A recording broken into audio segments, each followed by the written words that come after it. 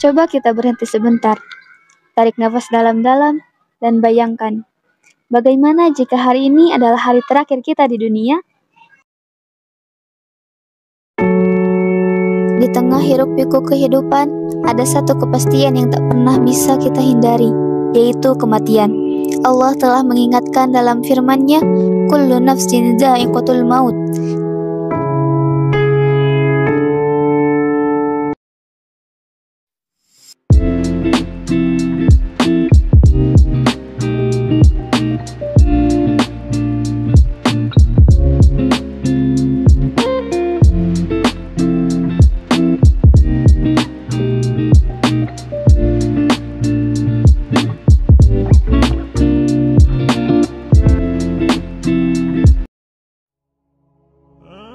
Sebagai seorang muslim, kita tidak hanya diperintahkan untuk beribadah kepada Allah atau hablum minallah, tetapi kita sebagai manusia, khususnya sesama muslim, harus menjaga hubungan sosial atau hablum minannas.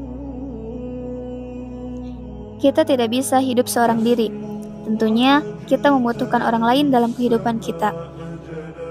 Contohnya, ketika sedang dihadapkan dengan sebuah musibah, kita tentu membutuhkan bantuan dari orang lain, baik dalam bentuk tenaga, materi, maupun simpati dan dukungan. Dalam hadis riwayat Muslim, Rasulullah Shallallahu Alaihi Wasallam bersabda bahwa salah satu hak seorang Muslim adalah diantarkan jenazahnya ketika dia sudah meninggal. Itu juga merupakan kewajiban kita untuk memenuhi hak jenazah. Adapun hak jenazah antara lain adalah ditalkini, dimandikan, dikafani, disolatkan, diantarkan, dikuburkan, dan didoakan. Dalam video ini, kami akan membahas lebih dalam mengenai tata cara mengantarkan jenazah, proses penguburan, serta pentingnya mendoakan jenazah. Mengantarkan jenazah merupakan salah satu bentuk penghormatan terakhir kepada seseorang yang telah meninggal dunia. Dalam agama Islam, mengantarkan jenazah hingga ke tempat peristirahatan terakhirnya adalah perbuatan yang sangat dianjurkan dan memiliki keutamaan besar. Sebagaimana dijelaskan dalam hadis dari Abu Hurairah bahwa Rasulullah Shallallahu Alaihi Wasallam bersabda, "Barang siapa mengurus jenazah sampai menyolatkan, maka ia mendapatkan pahala 1 kirot. Dan barang siapa yang mengurus jenazah sampai dimakamkan, maka baginya pahala 2 kirot." Seseorang bertanya, "Apa itu 2 kirot?" Rasulullah menjawab, "Seperti 2 gunung besar." Hadis tersebut adalah dalil bahwa siapa saja yang mengiringi jenazah sampai menyolatkan saja, maka dia mendapatkan pahala 1 kirot. Sedangkan jika dia mengiringi sampai selesai dimakamkan, maka dia mendapatkan tambahan 1 kirot lagi. Menguburkan jenazah merupakan kewajiban bagi kaum muslimin terhadap sesama muslim yang meninggal. Rasulullah Shallallahu Alaihi Wasallam menegaskan bahwa menguburkan jenazah termasuk hak seorang muslim atas muslim lainnya. Tindakan ini bukan sekedar kewajiban, tetapi juga wujud kasih sayang dan kepedulian terakhir. Dalam hadis riwayat muttafaqun alaih, Rasulullah Shallallahu Alaihi Wasallam menekankan agar segera memandikan, mengkafani, menyolatkan, dan juga menguburkan jenazah. Jika jenazah orang soleh, percepatan itu mempercepat kebaikan baginya. Jika tidak, berarti melepaskan beban dari yang hidup. Namun, tidak boleh tergesa-gesa. Pemakaman harus tetap tenang dan tertib. Boleh menunda jika ada alasan, seperti menunggu keluarga atau waktu sholat Jumat. Selanjutnya, ketika jenazah hendak dimasukkan ke liang kubur, terdapat bacaan dan doa khusus yang diajarkan oleh Rasulullah Shallallahu Alaihi Wasallam sebagai bentuk pengingat akan iman dan agama Islam yang dibawa hingga akhir hayat. Bacaan dan doa yang sunnah dibacakan ketika memasukkan jenazah ke liang kubur ialah Bismillahi wa ala millati Rasulillah, yang artinya dengan nama Allah dan atas agama Rasulullah. Selain doa, Islam juga mengatur tata cara penguburan, termasuk bentuk liang lahat, posisi jenazah, serta tinggi kuburan agar tidak berlebihan. Kuburan dianjurkan ditinggikan sejengkal dari tanah menurut hadis riwayat Baihaqi sebagai tanda dan agar tidak terinjak. Tidak hanya itu, ada pula amalan sunnah seperti menaburkan tanah ke kuburan sebanyak 3 kali. Hal ini didasari dengan hadis dari Amir bin Rabi'ah. Selanjutnya, Islam juga memberikan anjuran waktu penguburan, di mana siang hari lebih diutamakan agar pengurusan jenazah dilakukan dengan sempurna. Namun, hadis dari Jabir menyebutkan bahwa jika terdapat keadaan darurat, penguburan malam hari tetap diperbolehkan selama sesuai dengan tuntunan.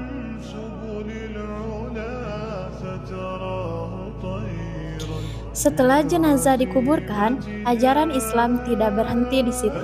Masih ada satu amalan yang penuh makna, yaitu mendoakan. Mendoakan dan menziarahi kubur bukan sekedar bentuk belasungkawa, tetapi juga pengingat akan kematian dan doa tulus bagi saudara kita yang telah mendahului. Sebagai tuntunan utama, Rasulullah Shallallahu Alaihi Wasallam mengajarkan doa ketika berziarah ke makam, yaitu Assalamualaikum ahlad diyar minal mu'minina wal muslimina wa inna insyaallahu bikum lahiquna nas'alullaha lana walakumul afiyah. Selanjutnya, ketika melewati area kuburan, Rasulullah Shallallahu Alaihi Wasallam juga mencontohkan ucapan salam dan doa singkat. Assalamualaikum ya ahlal kubur, yaghfirullah lana walakum antum salafuna wa nahnu bil athar. Doa ini menjadi pengingat akan kematian serta menumbuhkan rasa rendah hati dan kesadaran akhirat. Setelah tanah kubur diratakan dan orang-orang meninggalkan tempat, sebagian tabi'in menganjurkan membaca kalimat tauhid di dekat kubur.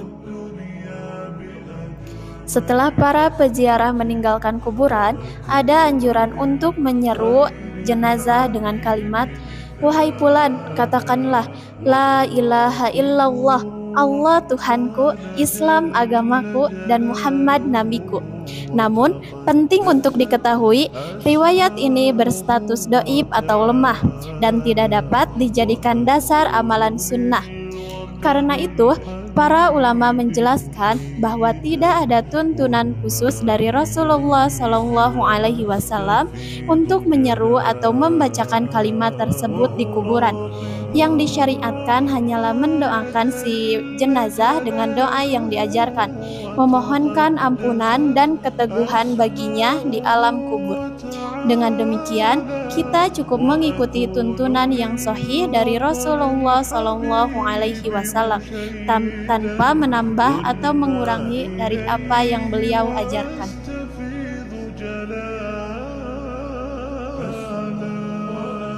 Pertama, tentang wanita yang mengantarkan jenazah ke pemakaman. Hukumnya adalah makruh, bukan haram. Rasulullah Shallallahu Alaihi Wasallam memang pernah melarang, namun larangan itu tidak bersifat tegas, melainkan karena dikhawatirkan wanita mudah terbawa emosi hingga meratap berlebihan. Jika seorang wanita mampu menjaga adab dan ketenangan, maka boleh baginya untuk mengantarkan jenazah, sebab yang dilarang bukan kehadirannya, melainkan retapan yang berlebihan. Rasulullah Shallallahu Alaihi Wasallam bersabda, yang artinya Rasulullah telah mengambil janji dari kami agar tidak meratapi mayat, dan beliau juga bersabda, mayat disiksa karena diratapi atas dirinya. Hadis riwayat Bukhari dan Muslim. Menangis adalah hal yang wajar, fitrah manusia, namun meratap menunjukkan ketidakridhoan terhadap takdir Allah. Maka seorang muslim hendaknya bersabar, ridho, dan menjaga lisannya dengan doa yang baik. Kedua, Islam juga melarang menembok atau membangun di atas kuburan. Dalam hadis riwayat Muslim dari Jabir disebutkan, Rasulullah melarang untuk menembok kuburan, duduk di atasnya, dan membangun bangunan di atasnya. Larangan ini mengajarkan kesederhanaan dalam memperlakukan kuburan, agar tidak muncul sikap berlebihan yang bisa mengarah pada pengkultusan atau kesyirikan. Kuburan bukan tempat kemewahan, melainkan pengingat akan akhir kehidupan. Ketiga, Rasulullah Shallallahu Alaihi Wasallam juga melarang mencaci orang yang telah meninggal. Beliau bersabda, "Janganlah mencaci maki orang-orang yang telah mati, karena mereka telah mendapatkan balasan dari apa yang telah mereka kerjakan." Hadis riwayat Bukhari. Mencela orang yang telah meninggal tidak memberi manfaat apapun, dan justru bisa menyakiti keluarga yang ditinggalkan. Maka, marilah kita hormati setiap jenazah dengan tenang, sederhana, dan penuh doa. Sebab, kematian adalah pengingat lembut bahwa suatu hari kita pun akan kembali kepada Allah. Sebagai penutup, dapat kita simpulkan bahwa mengantarkan jenazah bukan sekedar tradisi, melainkan sunnah Nabi SAW yang penuh hikmah. Beliau mendidik kita untuk memiliki rasa empati, mempererat ukhuwah, sekaligus mengingatkan bahwa suatu saat kita pun akan diantarkan menuju liang lahat. Semoga pembahasan ini bermanfaat dan bisa menjadi motivasi kita semua untuk mengamalkan sunnah Rasulullah SAW dalam kehidupan sehari-hari.